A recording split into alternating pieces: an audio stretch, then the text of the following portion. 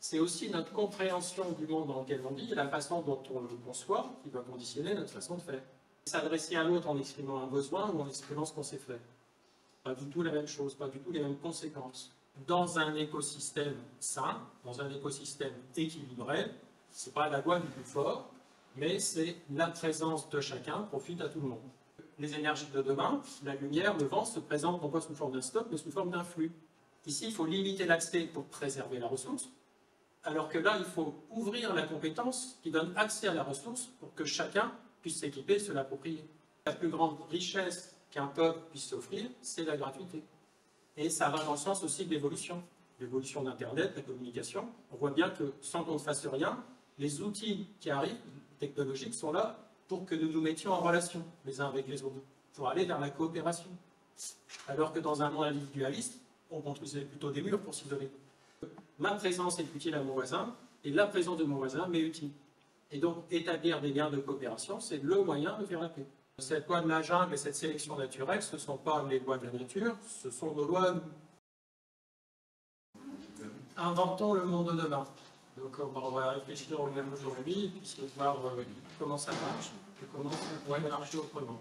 Aujourd'hui, si on compare un champ cultivé de façon conventionnelle avec un espace naturel, le premier constat qu'on peut faire, c'est que ce n'est pas pareil, c'est différent. Et d'ailleurs, on qualifie nous-mêmes ce que nous faisons d'artificiel. C'est-à-dire que nous avons déjà intégré le fait que nous sommes différents ou extérieurs à la nature. Donc nous, on a une façon de faire qui est différente de celle de la nature. Alors l'idée, c'est de comprendre comment nous, on procède pour obtenir cette uniformité, ce champ pomme de terre, et comment la nature, elle fait pour créer cette diversité. Et donc on peut qualifier ce champ uniforme d'ordre, et ce que fait la nature, c'est pas désordonné, c'est pas chaotique, on peut dire que c'est harmonieux. Et donc comprendre ce qu'est l'ordre, comprendre ce qu'est l'harmonie. Donc pour produire le champ uniforme, le champ pomme de terre, on a commencé par rouler la forêt, ensuite on a labouré le terrain, ensuite on a éliminé les champignons, les insectes et les herbes. Donc notre façon de faire, c'est qu'on procède par élimination.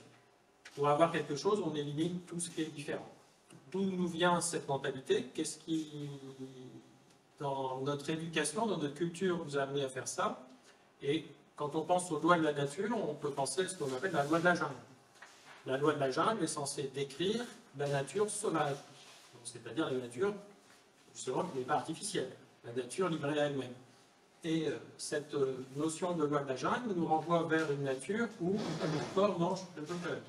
Où pour survivre, il faut être plus fort que les autres, ou c'est manger ou être mangé. Seuls les plus forts peuvent survivre. Et il y a une autre loi qui est profondément ancrée dans notre éducation, c'est ce qu'on appelle la sélection naturelle. Alors la sélection naturelle, c'est bien parce que ça vient conforter la loi précédente, puisque ça nous dit que c'est en éliminant les plus faibles que la nature s'améliore. Donc ça justifie le numéro 1, on peut éliminer les plus faibles tant qu'on veut, de toute façon, c'est un processus d'amélioration. Et donc ce terme de sélection naturelle est censé qualifier ce qu'on appelle l'évolution. C'est-à-dire qu'on évoluerait en éliminant ce qui n'est pas bon. Alors, moi ce que je dis, c'est que si la nature, si l'environnement était livré à la loi de la jungle, la loi du plus fort, c'est ce qu'on appelle un champ de bataille, et la conséquence d'un champ de bataille, c'est pas de produire la diversité et l'abondance, c'est de produire un champ de ruines. On ne peut pas évoluer vers la diversité et l'abondance en procédant par élimination. En procédant par élimination, on obtient un désert, on n'obtient pas la diversité et l'abondance. Donc, cette loi de la jungle et cette sélection naturelle, ce ne sont pas les lois de la nature, ce sont nos lois. Et c'est en appliquant ces lois-là qu'on est en train de détruire la biodiversité, détruire l'environnement, et ainsi de suite. Dans un écosystème sain, dans un écosystème équilibré, ce n'est pas la loi du plus fort, mais c'est la présence de chacun profite à tout le monde. Et donc, dans un système équilibré, chaque espèce, en aménageant son propre espace de vie, contribue à rendre l'ensemble du milieu plus accueillant. Donc, la loi de la jungle et la sélection naturelle, ce ne sont pas les lois de la nature, ce sont les lois de l'homme. Et donc, quelles sont ces lois de la nature? Alors, pour comprendre le système, il faut le décortiquer un petit peu, il faut reprendre les choses depuis le début. Donc, si on dit que le début, c'est le chaos, Au commencement, il n'y avait rien, tout est mélangé, et bon, en fait, dans le chaos, il y a tout, mais on ne voit rien. Et donc, pour pouvoir y distinguer quelque chose, il faut commencer par y mettre de l'ordre. Et donc, l'image, c'est la lumière blanche qui contient toutes les couleurs de l'arc-en-ciel, et si on la passe au travers d'un prisme, on va voir apparaître toutes les nuances de couleurs qui existent dans la couleur transparente, mais qui ne sont pas révélées à l'état chaotique, à l'état brut. Et donc, le fait, donc, ce qu'a fait le prisme pour révéler les couleurs, c'est qu'il a rangé les longueurs d'onde du plus grand au plus petit, il les a triées, il les a séparées, il a donné une place à chacun, un classement, donc c'est effectivement une mise en ordre. Et en faisant cela, ça va permettre de les comparer. Et donc de révéler les différences, c'est-à-dire d'identifier les différentes nuances de couleurs. Donc ça, c'est un processus d'identification qui se fait par un mode de concurrence, comparaison. Ça, c'est du même ordre. Et du coup, on obtient des couleurs séparées les unes des autres, distinctes, qui ont chacune leur propre qualité. Donc ce dont on va aboutir, une fois qu'on aura tout mis en ordre, donc à force de séparer et d'identifier, c'est ce qu'on appelle des individus, c'est-à-dire des éléments uniques, indivisibles. Chaque individu a sa propre qualité, sa propre identité. Donc, le processus de mise en ordre a vocation à révéler des individus qui sont tous différents, chacun leur qualité, et qui sont séparés les uns des autres. Et donc, forcément, l'étape d'après, ça va être de les relier, de les mettre ensemble. Et donc, ça, c'est pour obtenir l'harmonie. Donc, on va utiliser la coopération. L'harmonie va se nourrir de la diversité pour trouver des complémentarités. Et donc, on dit en permaculture que l'excès de l'un va venir compenser le manque de l'autre. Donc, dans l'harmonie, chaque individu va trouver du sens à ses qualités, une fonction, une raison d'être. L'ordre était le fruit de la sélection, l'harmonie va être le fruit de la coopération. Et donc, dans la coopération, chacun apporte le meilleur de lui-même au profit de tous. Et donc, si, à la suite du processus d'identification, on obtient des individus, après le processus de coopération et de composition, ce qu'on va obtenir, c'est ce qu'on appelle des organismes. Et donc, les organismes sont constitués d'individus. Donc, le propos, c'est pas de dire que la sélection c'est bien, que la sélection c'est pas bien, que la coopération c'est bien, mais c'est plutôt de comprendre le rôle, l'utilité et la place de chaque chose. Et donc, si on veut comprendre un petit peu mieux comment fonctionne la sélection dans la nature, souvent l'image qui vient à l'esprit, c'est le lion et la gazelle, le lion mange la gazelle. Est-ce que pour autant on peut dire que les lions et les gazelles sont en concurrence? En fait, pas vraiment, parce que s'il y a trop de lions, il n'y a plus de gazelles, s'il y a trop de gazelles, il n'y a plus d'herbe. Donc en fait, il y a un équilibre qui se crée entre les deux, et donc chacun a besoin de l'autre. Par contre, quand le lion se met en chasse, les gazelles, effectivement, sont en concurrence entre elles. Et les lions sont également en concurrence entre eux. Seul le mâle dominant a accès aux femelles. Donc la sélection permet de booster le potentiel de chaque individu. C'est un rôle de stimulant. Et c'est un deuxième rôle, c'est de limiter le nombre de chaque espèce. En fait, la finalité, c'est de respecter les proportions pour préserver le bon équilibre de l'ensemble. Et le fait de respecter les proportions, ça permet aussi de respecter la diversité. Et donc la finalité, c'est de l'ordre de la sélection, c'est bien de révéler la diversité, de révéler les couleurs de l'arc-en-ciel et de protéger cette diversité. Quand on fait un travail de composition, il y a des proportions à respecter. Et c'est dans ce sens-là qu'il faut comprendre le rôle de la sélection. Ce n'est pas pour élire un être unique qui va dominer tout le monde.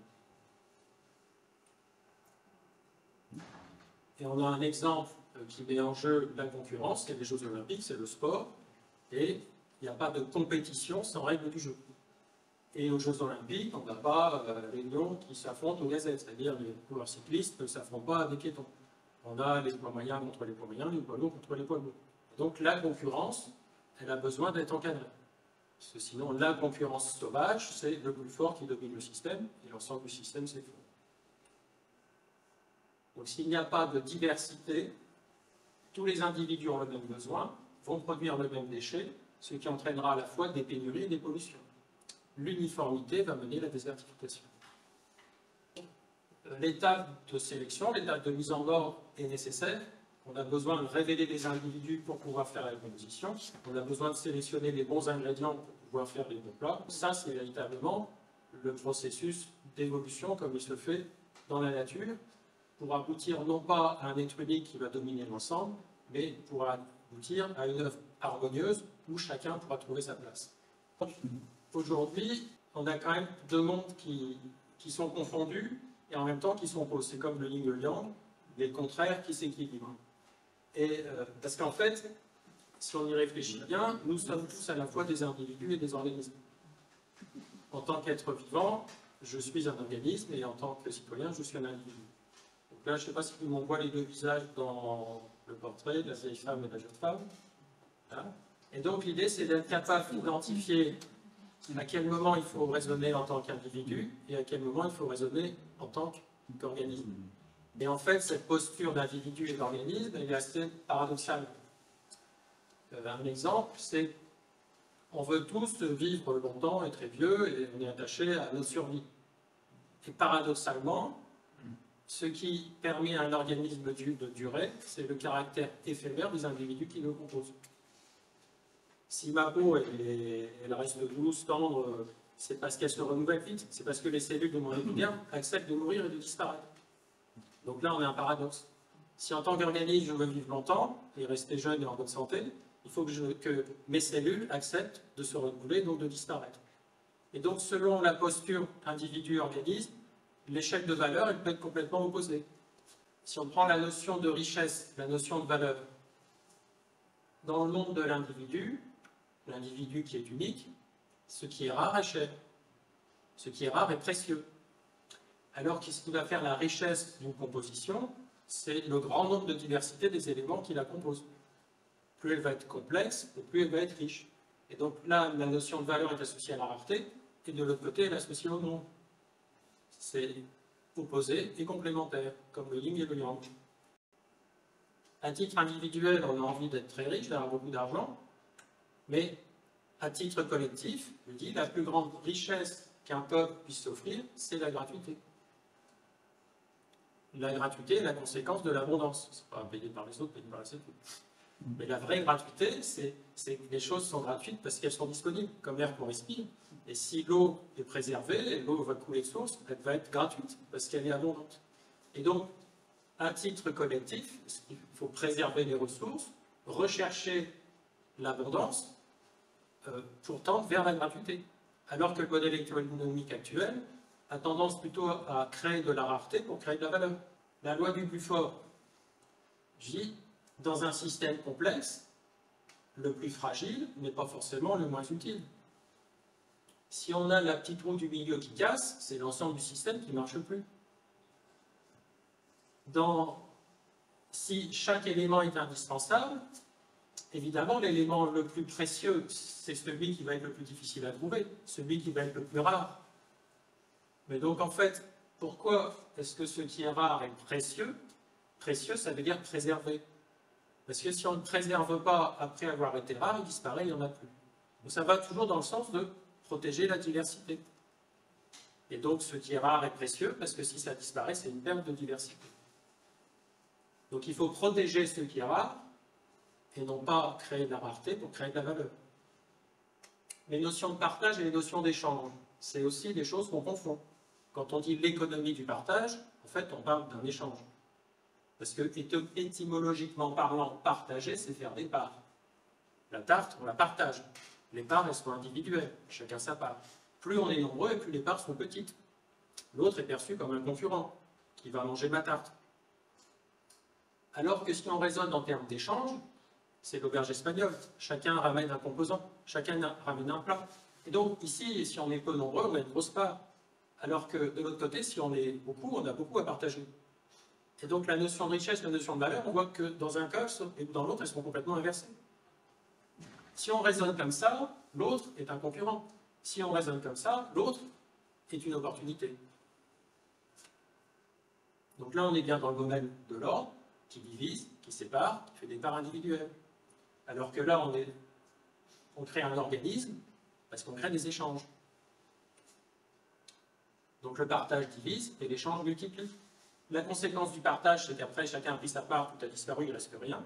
Et la conséquence du partage, c'est que chacun a appris quelque chose et gagné de l'autre.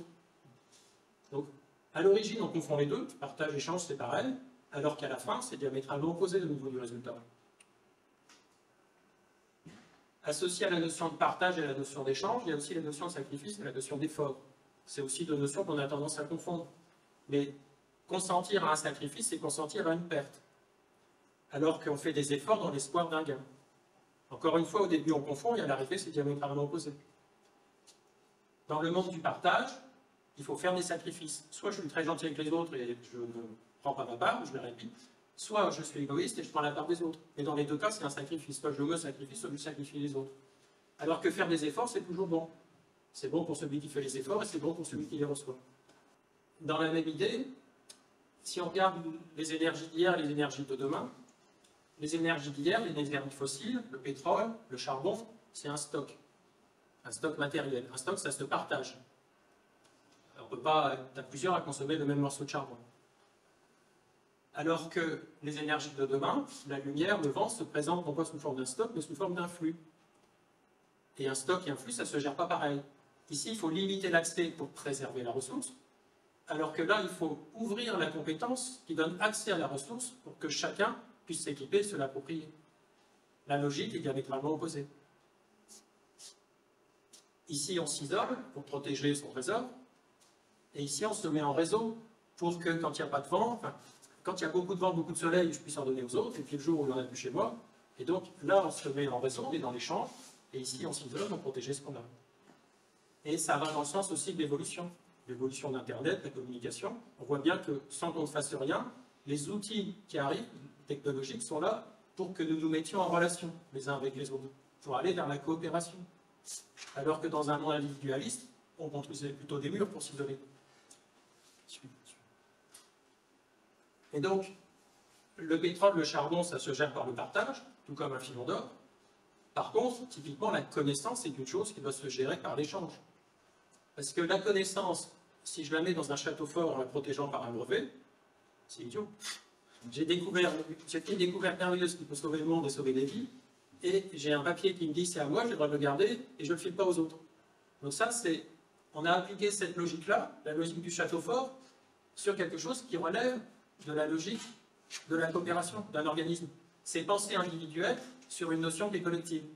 Et ça, c'est typiquement une erreur d'analyse parce qu'on confond ces deux mondes-là, on n'a pas fait la distinction entre les deux. Maintenant, si on regarde comment on raisonne sur le plan économique.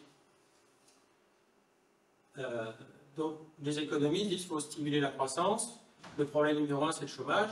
Donc, il faut créer du travail. Donc, en fait, pour tout ça, on crée des besoins.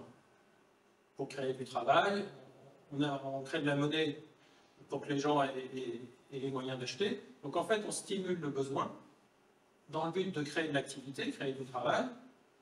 Donc, cette activité stimulée par des besoins superflus va consommer des ressources. Ce qui va alimenter des pénuries, puisqu'on consomme, mais sans vraiment produire, en fait.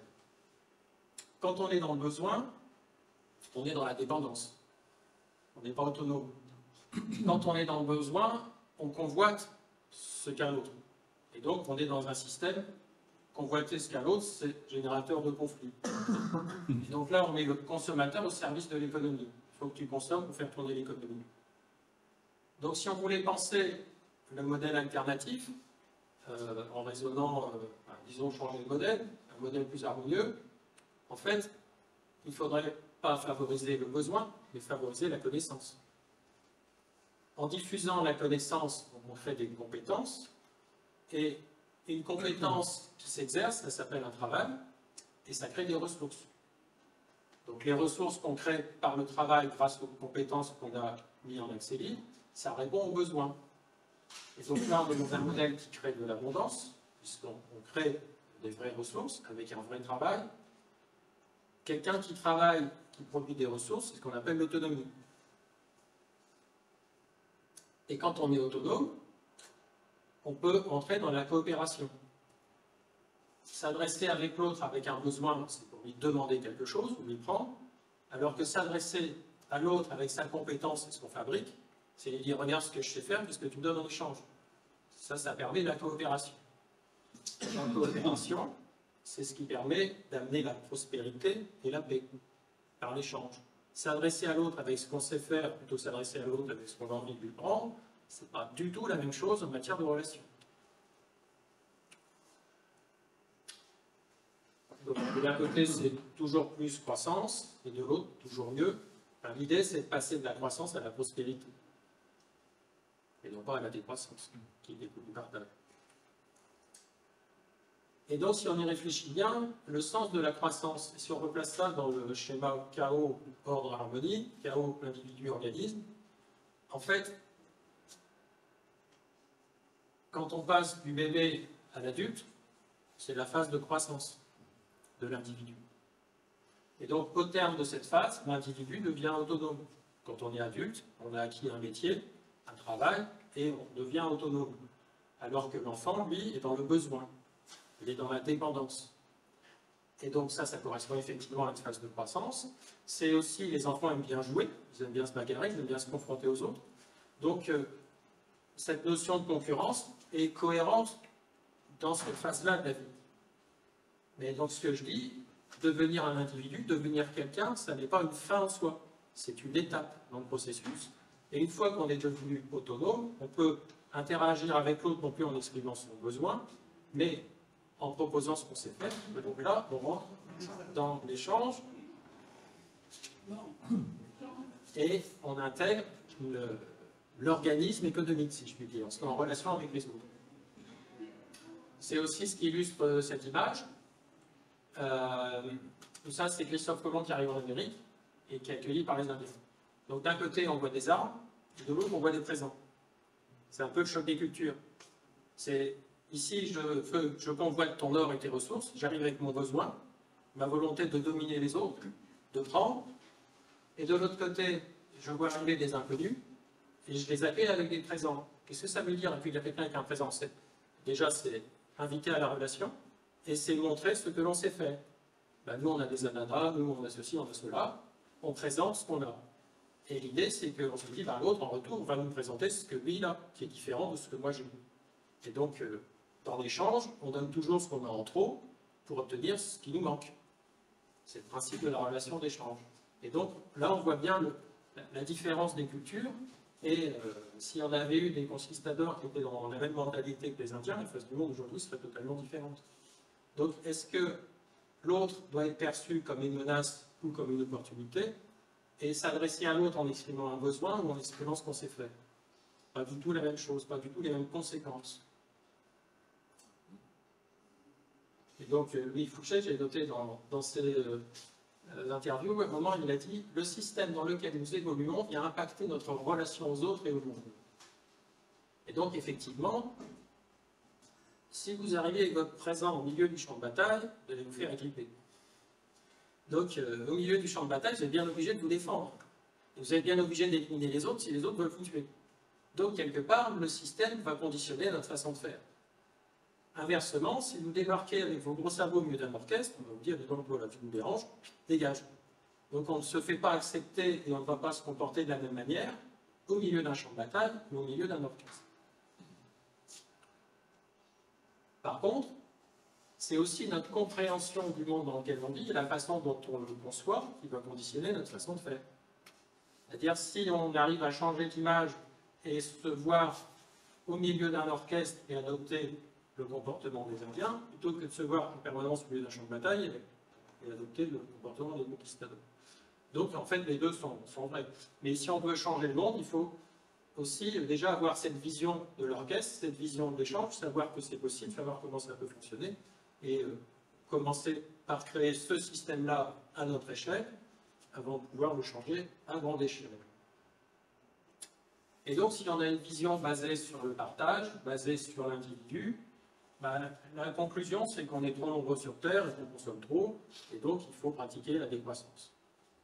Alors que si on a une vision différente, ben, on peut penser enfin, on peut penser changer le monde en l'améliorant, non pas en réduisant ce qu'on sait faire, et donc développer l'échange, développer ce qui relie, développer la coopération, demander des efforts aux gens, plutôt que de satisfaire leurs besoins comme avance. Et là, on peut aller vers la prospérité. Et donc, il y a énormément de travail à faire pour réparer tous les dégâts qu'on a fait dans la nature. Ce n'est pas un travail qui manque. Et donc, on n'a pas besoin d'être moins nombreux, mais on a besoin de l'effort de chacun. Dans le bon sens. Et donc, je disais, il faut avoir la bonne vision, il faut avoir la bonne attitude. Et donc, et c'est vrai que 9 fois sur 10, nos actions sont motivées par des problèmes. C'est pour ça qu'on dit, bon, quand on a mal, on le sent, alors que quand on va bien, on ne le sait pas. Il est beaucoup plus facile de savoir ce que l'on veut éviter, d'identifier ce qui nous dérange, que d'identifier ce qu'on désire vraiment. Et donc, penser en termes de solutions, ça veut dire déjà savoir ce qu'on veut, de manière à pouvoir œuvrer pour. Mais pourquoi ? Il faut commencer par identifier ce qu'on veut pour pouvoir le faire. Donc, où en est ton rêve? Quels sont tes buts? Qu'est-ce que tu veux? Pas qu'est-ce que tu ne veux pas, mais qu'est-ce que tu veux? Ça, c'est une question difficile. Et qu'est-ce que tu vas développer comme talent pour atteindre tes objectifs? Ça va être proactif. Qu'est-ce que tu veux faire en vie? Souvent, on ne sait pas, mais il faut identifier ça. Et donc, ce qu'on veut faire, généralement, ça va se retrouver dans ce que j'appelle des idéaux. Tout le monde veut être en bonne santé, tout le monde veut vivre en paix, tout le monde veut être libre, tout le monde veut être autonome, tout le monde veut être éduqué plutôt que ignorant, et ainsi de suite. Et donc, si on veut œuvrer pour, il faut œuvrer dans le sens d'un idéal.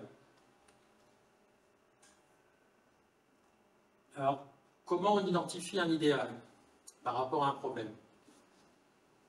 Déjà, l'idéal, il est permanent, alors que le problème est censé être éphémère. On peut être toujours en bonne santé, alors que la maladie a vocation à disparaître. Le problème a vocation à disparaître.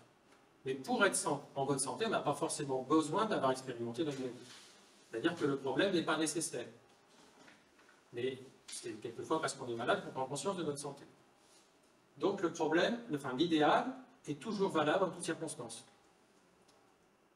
Du coup, la quête d'un idéal n'a pas de fin. On peut dire aussi qu'un idéal, on peut y être, mais on peut toujours l'améliorer. Il est toujours perfectible. Ça veut dire que toutes les actions, tous les moyens qu'on va mettre en œuvre pour améliorer et développer des idéaux ne seront jamais périmés. Alors que si on consacre tous nos moyens à la lutte contre un problème, si on crée une structure pour lutter contre un problème, on dit à la structure, tu dois éliminer le problème, et quand le problème va disparaître, tu disparaîtras aussi.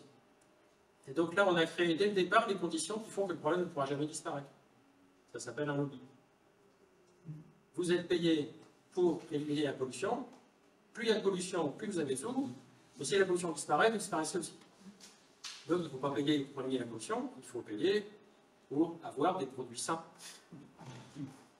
Et si on paye pour avoir des produits sains, dans ce cas, la pollution devient une source de coût et non plus une source de profit. Là, on renverser le problème. L'exemple que je pense, c'est l'alimentation en eau, par exemple. Si on dit à la Société des eaux, vous devez fournir de l'eau propre à l'agglomération lilloise, vous avez un forfait, comme un forfait Internet, vous avez des abonnés, quand on ouvre le robinet, il faut que ça coule, il faut que l'eau soit pure, et on paye pour ça. Et dans ce modèle-là, si l'eau est polluée, ça devient une contrainte et un coût pour la Société des eaux, et non pas une source de bénéfice. Donc là, on crée un modèle qui est vertueux, parce que le consommateur veut de l'eau propre, le producteur d'eau ne veut pas qu'il y ait de pollution dans son eau, et ainsi de suite. Et donc, si tous les acteurs économiques vont dans le sens d'un idéal, ben, je dis toujours, si personne n'a intérêt à ce qu'un problème demeure, il aura tendance à disparaître. Le jour où il faudra voter des lois pour faire disparaître les pesticides et autres, on aura plus d'acteurs économiques qui auront intérêt à ce que ça disparaisse. Alors, je profite de la version Internet pour faire un petit ajout par rapport à la version live. Il est bien évident que si le particulier paye sa facture d'eau sous forme d'un forfait illimité, cela ne va pas dans le sens de la modération. Inversement, si on applique un tarif élevé pour protéger la ressource, cela ne va pas dans le sens de rendre l'eau accessible à tous. La solution dans ce cas consiste à pratiquer ce qu'on appelle la tarification progressive. La tarification progressive consiste à appliquer un tarif très peu élevé, voire gratuit, pour le premier mètre cube d'eau consommé, et augmenter ensuite progressivement le prix de l'eau, de telle sorte que le prix du dernier mètre cube consommé incite à la modération. Le dernier mètre cube consommé sera aussi le premier à être retranché de la facture.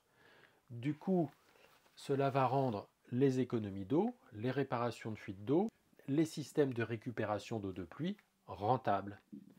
Ainsi, on crée un système qui est vertueux, qui responsabilise à la fois le producteur et le consommateur, et cela montre qu'il est possible de créer des modèles économiques qui ne soient pas basés sur la croissance, et en particulier la croissance de la consommation, mais basés sur la qualité du service et sur la préservation de ce bien commun qu'est la ressource en eau. Donc c'est construire le système autour de ce que l'on souhaite, payer pour ce que l'on souhaite, et ce que l'on ne souhaite pas demeure une source de contraintes et de coûts, et non pas l'inverse. Autre cerise sur le gâteau, c'est que les idéaux sont complémentaires. Quand on lutte contre un problème, on engendre toujours ce qu'on appelle des dommages collatéraux. Si on prend des antibiotiques, effectivement, on va éliminer la bactérie qui nous embête, mais on va détruire la flore intestinale. On a des dommages collatéraux. Dès qu'on utilise un moyen pour lutter contre, on va prendre des armes, des éléments pour détruire, et on aura des dommages collatéraux. Alors que œuvrer pour un idéal va entraîner des bénéfices collatéraux. Parce que si on a mis des choses en action pour éliminer, par exemple, les polluants qui sont dans l'eau, certes, on aura l'eau propre, mais on va aussi améliorer la santé. On va motiver une agriculture plus respectueuse, ainsi de suite. Donc on aura des effets secondaires, des effets indirects qui sont positifs. Et donc, en œuvrant pour un idéal, on crée des cercles vertueux. Alors qu'en luttant contre, on crée des cercles pernicieux. Donc les bénéfices collatéraux, généralement, on a tous les mêmes idéaux. Et donc les idéaux sont la clé de la gradation. Si on oriente les moyens vers les idéaux, on va créer un modèle d'aggradation, un modèle d'amélioration. Donc la paix, c'est un idéal. Et donc, si je raisonne en termes de problème, qu'est-ce qui m'empêche d'avoir la paix? C'est les voisins arrogants, c'est ceux qui me menacent. Et donc, si je veux avoir la paix en prenant les choses sous l'angle du problème, il faut que je m'arme pour éliminer mes voisins qui me menacent. Et donc, je veux éliminer les voisins qui me menacent pour avoir la paix. Donc là, j'ai pris le problème. Enfin, d'ailleurs, c'est dans le langage courant. On ne dit pas j'ai pris le sujet, on dit j'ai pris le problème. C'est bien dire qu'on est conditionné pour raisonner en termes de problème et non pas en termes de solution. Donc, si je prends le sujet de la paix par le côté qui me dérange, je vais chercher des moyens pour éliminer ce qui me dérange. Et donc, je vais faire la guerre pour avoir la paix. Donc, en fait, en prenant le problème, en prenant le sujet dans le sens du problème, on est déjà pervers dès le départ. On prend les choses à l'envers. Donc, si je raisonne en termes positifs, non pas comment éliminer les voisins, mais comment construire la paix. Donc, qu'est-ce que c'est que la paix? Qu'est-ce que je veux? C'est ça, il faut commencer par savoir ce qu'on veut. C'est quoi la paix? Comment on peut définir la paix? Et d'ailleurs, si j'avais plus de voisins, est-ce que je serais en paix? Je serais tout seul. Moi, si j'étais tout seul, c'est avoir la paix. Donc, en fait, la paix, c'est justement la coopération. Si vivre en paix, c'est avec ses voisins, c'est réussir à avoir établi des liens de coopération avec ses voisins. C'est-à-dire que ma présence est utile à mon voisin, et la présence de mon voisin m'est utile. Et donc, établir des liens de coopération, c'est le moyen de faire la paix. Et ce n'est pas en achetant des armes, donc c'est plutôt en développant l'échange et en développant l'autonomie. Parce que si l'autre est dans le besoin, il va me demander de l'aide. Ou alors il va vouloir me conquérir pour prendre mes ressources. Donc j'ai intérêt à ce que l'autre soit autonome aussi. Et donc en fait, parmi les clés, donc l'autonomie c'est un idéal. Et donc en développant l'autonomie, on permet la coopération, on développe la paix. En fait, tout est lié ensuite. Donc il faudrait pouvoir même ranger, je sais pas. Notre environnement conditionne les choses. Donc selon qu'on voit la Terre au centre de l'univers ou la Terre dans quel point dans l'univers, ça change de perspective. Christophe Colomb explore l'univers parce qu'il a pris conscience qu'on n'était pas le centre du monde et qu'il y avait des choses autour. Et donc, ce qui a changé notre façon de voir les choses depuis un siècle, c'est la physique quantique. Ça, c'est l'univers tel qu'on peut le voir avec nos yeux. On voit des étoiles sous forme de points séparés. Et ça, c'est le télescope Chandra qui capte les champs d'énergie. Et donc, d'un côté, on voit des points séparés, de l'autre, on voit des réseaux. pas la même conception des choses. Tout est relié d'un côté, tout est séparé de l'autre. Si on regarde les traditions anciennes, la tradition des Indiens Hopi, ils conçoivent l'univers comme la toile de la création tissée par grand-mère araignée. Donc une vision basée sur le lien. Même chose pour la tradition hindoue, le dieu Indra tisse sa toile de la création. À chaque intersection, Indra passa des joyaux de lumière qui devinrent les étoiles et les planètes. Donc avant d'être des points, c'est d'abord des liens. Et c'est la croisée des liens qu'on trouve les points. Donc, mécanique newtonienne, une vision matérialiste des choses, individualiste, un atome est ici, il est pas ailleurs, et la mécanique quantique, donc une vision totalement différente de la structure de l'univers. Et quand on a découvert la physique quantique, les physiciens au début étaient complètement déconcertés. Je vais pouvoir dire, sans trop me tromper, que personne ne comprend la physique quantique. Si de prime abord on n'est pas horrifié par la théorie quantique, c'est qu'on n'a certainement pas compris. Que les physiciens, quand ils ont découvert ça, ils ont été, ça remettait en question complètement leur façon de concevoir le monde. Et donc, du coup, si on fait un petit travail si on veut réimaginer le monde, Einstein nous a dit E = mc2, ça veut dire que tout est énergie. L'énergie brute, c'est le chaos. Et le monde qu'on observe, c'est pas du chaos. Donc, il n'y a pas que de l'énergie dans l'univers, ça manque quelque chose. Et donc, ce quelque chose qui manque, qui va donner la force, qui met en force, qui informe, c'est ce qu'on appelle l'information. Donc, l'univers, il fait de l'énergie en forme, d'énergie informée. Cette énergie en forme, ça donne ce qu'on appelle des ondes. On peut capter l'énergie des ondes avec les panneaux solaires, on peut capter l'information avec les paraboles. Donc, ce qui émerge de l'univers en premier, c'est d'abord des ondes. Tout est ondes. C'est la première chose qui arrive, un photon, c'est une onde. Donc, à l'origine, c'est de l'information. L'information, c'est en fait, je peux dire, c'est la conscience. Et l'énergie, c'est la matière brute. Donc, la conscience qui va informer l'énergie pour lui donner une forme. Et donc, Nikola Tesla a dit, si vous voulez trouver les secrets de l'univers, pensez en termes d'énergie, de fréquence et de vibration. Le jour où la science commencera à étudier les phénomènes non physiques, elle fera plus de progrès avec des décennies que dans tous les siècles de l'existence. Donc, pensez pas en termes de particules, mais en termes d'ondes. Après, si on veut comprendre qu'est-ce que l'énergie, parce que l'énergie, information, ça reste des notions abstraites. Si on veut qualifier l'énergie, plus on va mettre d'énergie dans un système, et on va passer de l'état solide, liquide, gazeux. C'est-à-dire, il va se disperser, il va se disloquer. Donc, l'énergie amène du mouvement, et la conséquence du mouvement, c'est le plaisir, l'agitation permanente. Et qu'est-ce que l'information? On dit on reste informé, on reste en lien. Ben justement, c'est ce qui relie. L'information crée le lien, crée la structure, crée la matrice. C'est ce qui fait que les choses sont cohérentes. La toile de l'univers, une toile d'information qui relie l'énergie pour lui donner une forme. Et donc ça, c'est John Zeller qui dit ça. Je crois que ma vie en physique se divise en 3 périodes. J'ai d'abord cru que tout était particule. Ensuite, j'ai cru que tout était champ. Et dans cette 3e partie de ma vie, mon impression est que tout est fait d'information. Donc cette énergie que l'on informe, ça donne des ondes. Et donc, comme dit Tesla, il faut étudier le comportement des ondes.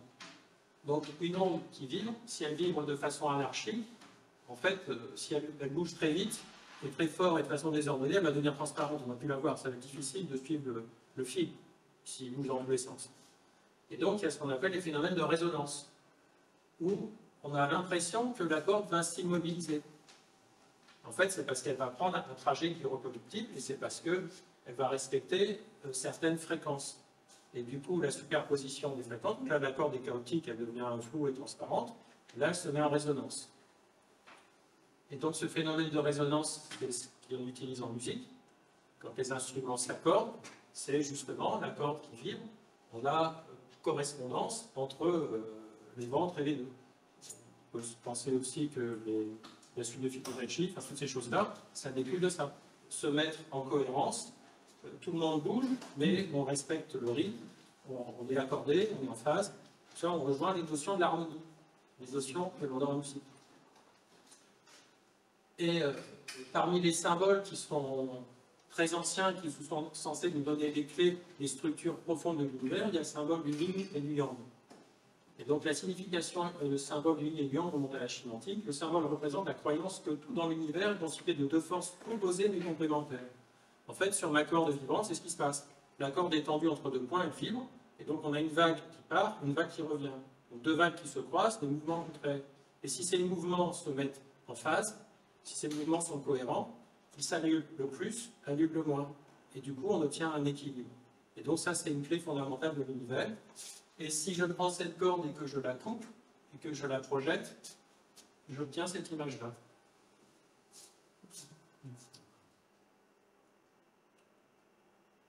Donc la boucle circulaire est un cercle cosmogonique, symboliquement tourbillonnaire, par le S intérieur qui à la fois sépare le yin et le yang. La figure se forme non à partir du centre, mais de la périphérie, et naît de la rencontre de mouvements de direction opposée. Le yin et le yang sont intimement épousés l'un dans l'autre, mais distincts. Ils sont à la fois complémentaires, concurrentes, antagonistes. La figure primordiale du yin est donc une figure d'ordre, d'harmonie, mais pourtant, en elle, elle porte l'idée tourbillonnaire et le principe d'antagonisme est une figure de complexité.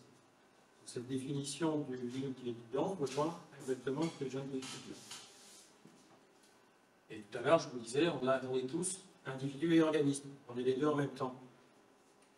Et l'intérêt de l'un est opposé à l'intérêt de l'autre. Alors, si on était en ligne, maintenant, si on se met en modé, on obtient ce genre de figure. Et donc, en fait, on a la corde qui vibre, et forcément, les grains de sable qui se trouvent là, ils gigotent, ils ne vont pas pouvoir rester en place.